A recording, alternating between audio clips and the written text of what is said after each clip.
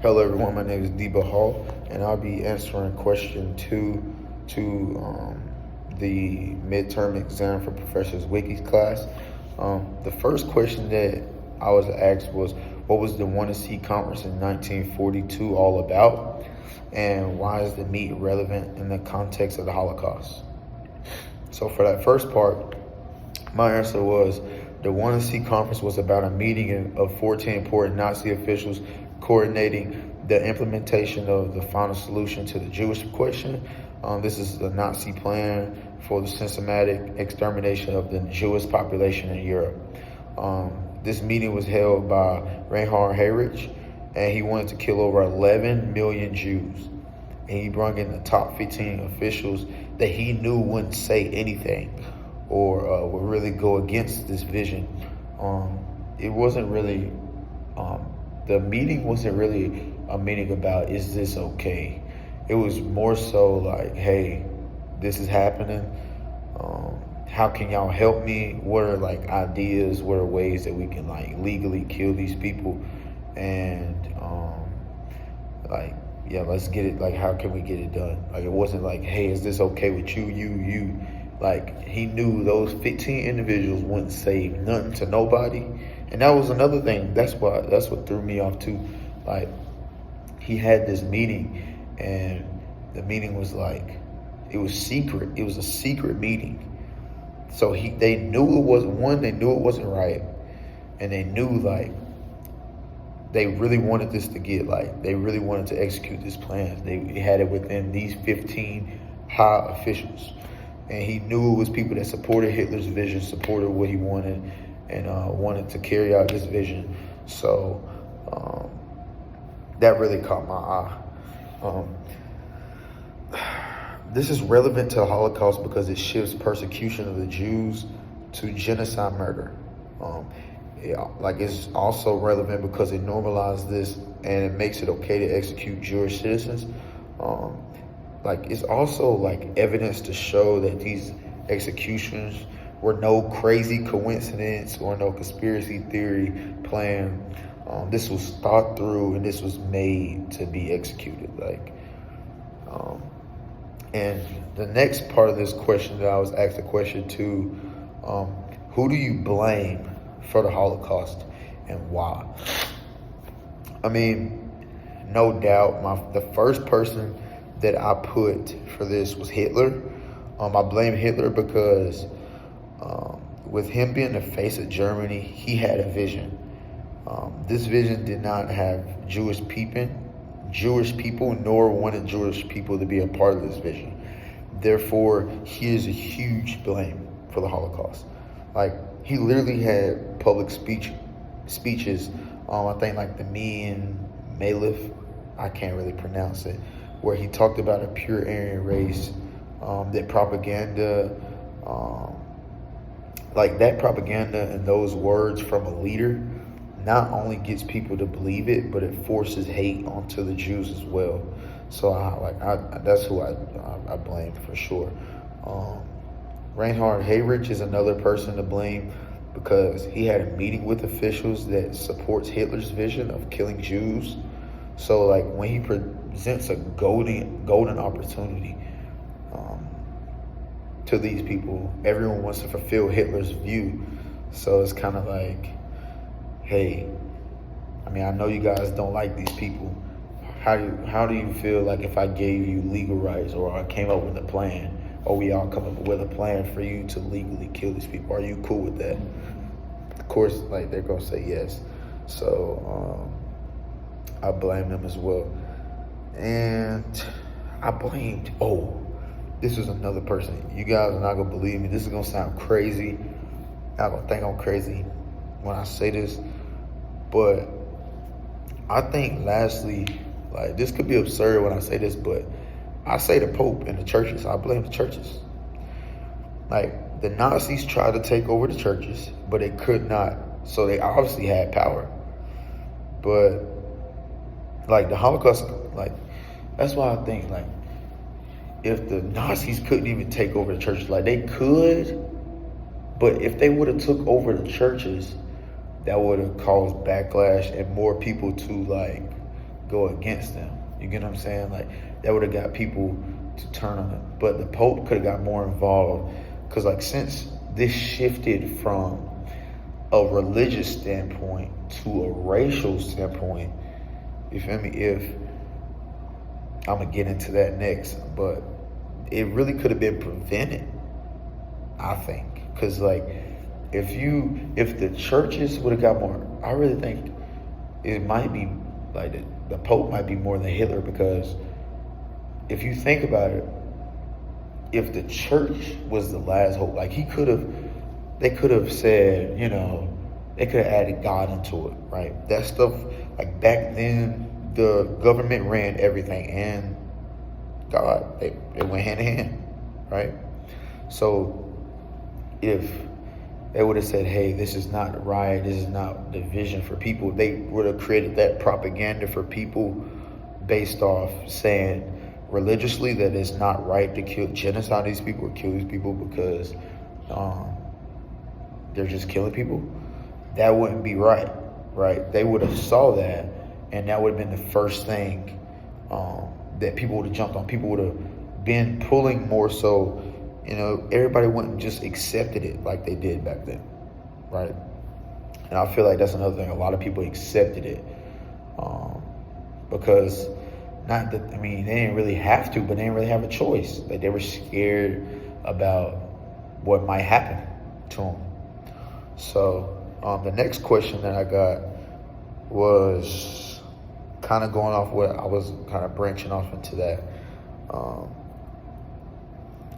Discuss the role of Hitler and the SS, the government bystanders, and the role of the Catholic Protestant churches in bringing about or not standing in the way of the Holocaust. So, again, they didn't stand in the way of this, like the bystanders. Like, if you go back to this source,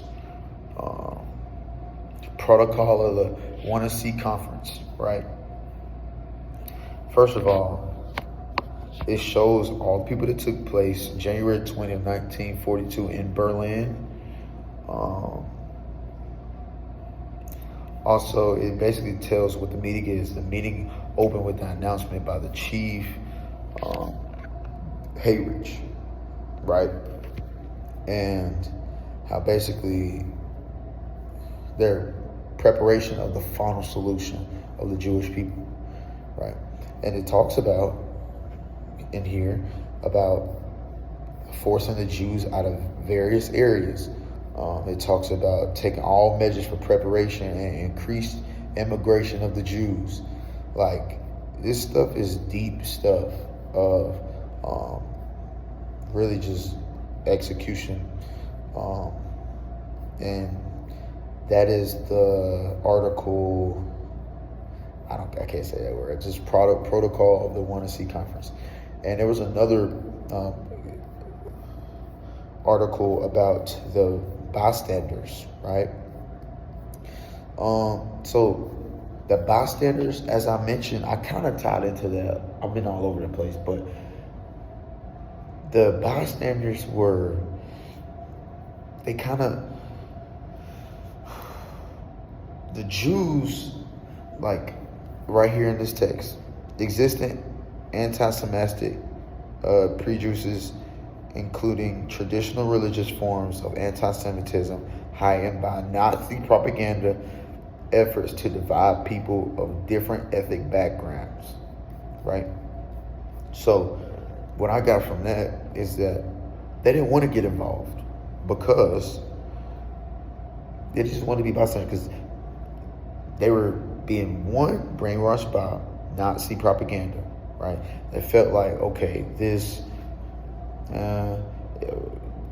they don't want to be a part of it because they're like, okay, maybe it's not right, or maybe it might pass over, right? Or some might have been in denial because they want to be denied. They want to feel guilty. They don't want to like be reliable about what happened, like what's going on around them, right?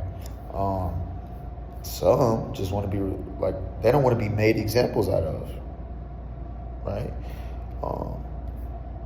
If if you are a bystander, you're not helping. You're just watching it happen, right? And that's why none of them acted in the Holocaust, because they didn't want to be made out of an example.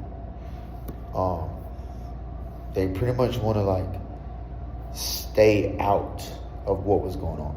The Catholic and Protestant churches, they were resistant a little bit. Protestant churches were resistant, but Hitler was all for it. He was all for the Holocaust. And German bystanders, that's what I meant. So now there was this thing called beyond bystanders, where a large group encompasses vast populations, often regarded as like they showed they beneficial for the victims. Like some helped them, right? Some gave them food, some like hid them, some like looked out for these people, but because they knew it was wrong. But more research on the social dynamics within affect groups and communities across different regions and countries is needed. Additional future study help us portray blah, blah, blah, blah, between Jews and non-Jews to continue to move beyond broad generalities about bystanders. So, let me go up. Who were the bystanders? These refer to external or internal witnesses in a non-literal sense because they're distanced from the actual events. The second focused on within societies close to other physical present at the events. So I mean, you could be there, but some were characterized as passive or indifferent. And during the mass murder phase, they often didn't shelter Jews that were seeking hiding places. That is a bystander. Now, you come beyond the bystander when you start helping, right? Because, like I said, they stayed out of it, because if you hide one of them, you die too. You get what I'm saying? So, lastly, how could the Holocaust have been avoided, in my opinion? Well, in my opinion, I believe that the Holocaust could have been avoided if the churches would have got more involved. That's what I said earlier. Like, I feel like it really comes down to the churches. Like, more help as in resistance towards the Nazis. If President Hindenburg didn't try so hard to get Hitler appointed, none of this would have ever happened. Like, it was about 3-4 times until Hitler was actually appointed. So, I really feel like it's more so in the churches, because, like I mentioned before, the churches had a lot of power, but they just wanted to stay out of it because the propaganda, things that might happen to them, blah, blah, blah, blah. But yes, class, or everyone watching, that was me answering question 2. My name is Debo Hall. Thank you for your time. Thank you for tuning in and listening to this. And without further ado, I'm going to give you one quick peek at my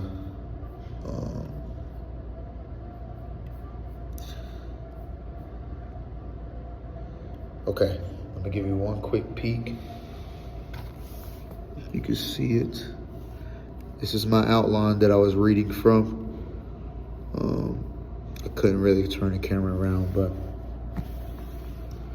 again, thank you for your time. This is Debo Hall for Nazi Germany and Professor Wiki's class. Peace out.